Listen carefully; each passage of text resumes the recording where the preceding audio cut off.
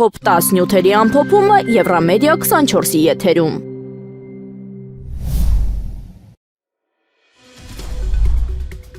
Հայաստանում հուլիսի 1-ից ամբողջությամբ կգործի ընտանիքի անապահովության գնահատման նոր համակարգը, նոր մեխանիզմը կփոխարինի տարիներ շարունակ կիրառված փարոս համակարգին, որը ըստ իշխանությունների այլևս չի համապատասխանում ժամանակակից պահանջներին։ Փորձնական փուլը Կոտայք և Սյունիքի մարզերում արդեն ավարտվել է և կառավարությունը որոշել է այն ներդնել ամբողջ երկրում։ Աշխատանք և սոցիալական հարցերի նախարար Արսեն Թորոսյանի խոսքով նոր համակարգը նպատակ ունի ոչ թե մարդկանց պահել նպաստառուների ցանկում, այլ աջակցել նրանց աշխատանքի, կրթության և այլ հնարավորությունների միջոցով դուրս գալ սոցիալական ծանր վիճակից։ Փաշինյանը բարեփոխումը բնութագրել է որպես գաղափարական և հայեցակարգային շրջադարձ, որը պետք է նպաստի քաղաքացիների տնտեսական ակտիվացմանն ու աղքատության հաղթահարմանը։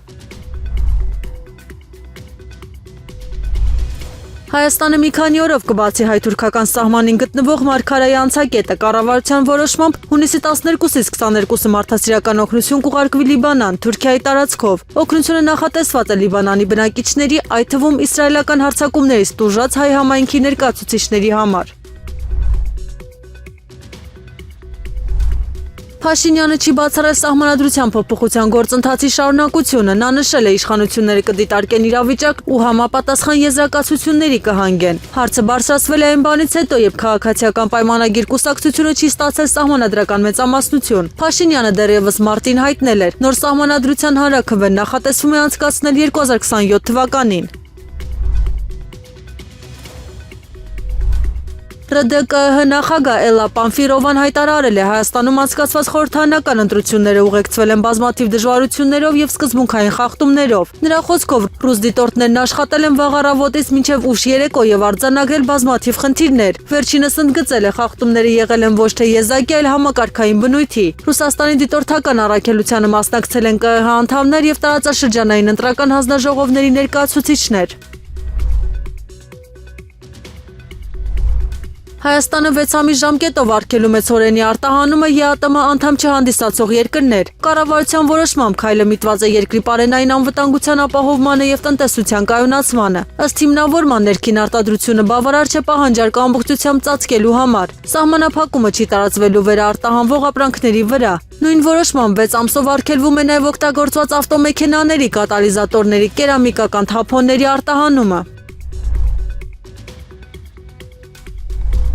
Ռոսելխոզնadzորը հունիսի 12-ից սահմանափակում է Հայաստանից ծագող և առաքվող ամբողջ ենթակարանտինային արտադրանքի ներկրումը։ Որոշումը պայմանավորված է կարանտինային վնասատուների կրկնվող հայտնաբերմամբ։ Վերջին դեպքերը գրանցվել են հայկական ընկույզի, չորացրած դեղցի և չորացրած լոլիկի խմբաքանակներում։ Ռուսական կողմը հայտարարել է, հայկական բուսաստանիտարական վերահսկողությունը բավարար արդյունավետ չէ։ Արգելքը կգործի մինչև անվտանգության և հետագծելիության նոր մեխանիզմների մշակումը։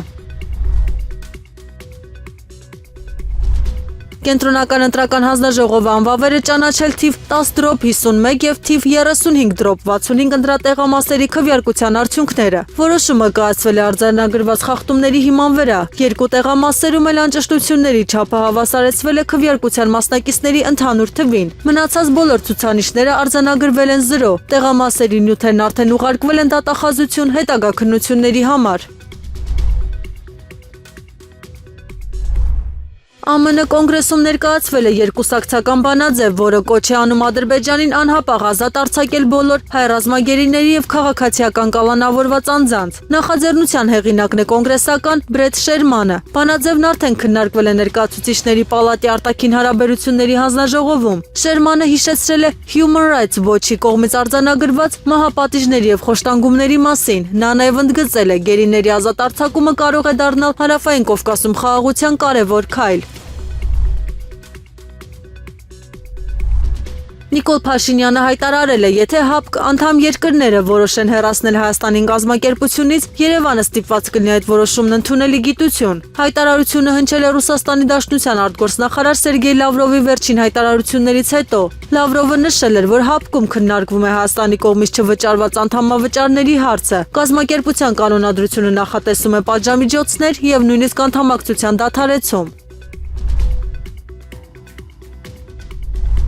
Ադրբեջանցի պատգամավոր Ազայ Գուլիևը հայտարարել է, որ Նիկոլ Փաշինյանի հաղթանակը հնարավոր է դարձել Իլհամ Ալիևի ռազմավարական տեսլականի շնորհիվ։ Նրա խոսքով ընտրությունների արդյունքները կարելի է դիտարկել որպես Բաքվի քաղաքական գծի հաջողություն։ Ադրբեջանագետ Տաթևիկ Հայրապետյանն այս հայտարարությունը գնահատել է որպես ապացույց, որ Ադրբեջանը Փաշինյանին դիտարկում է որպես սեփական շահերի իրականացման գործիք։ Նա պնդում է, առաջիկայում Բաքուն կփորձի ճնշում գործադրել Հայաստանի վրա սահմանադրական փոփոխությունների հարցում։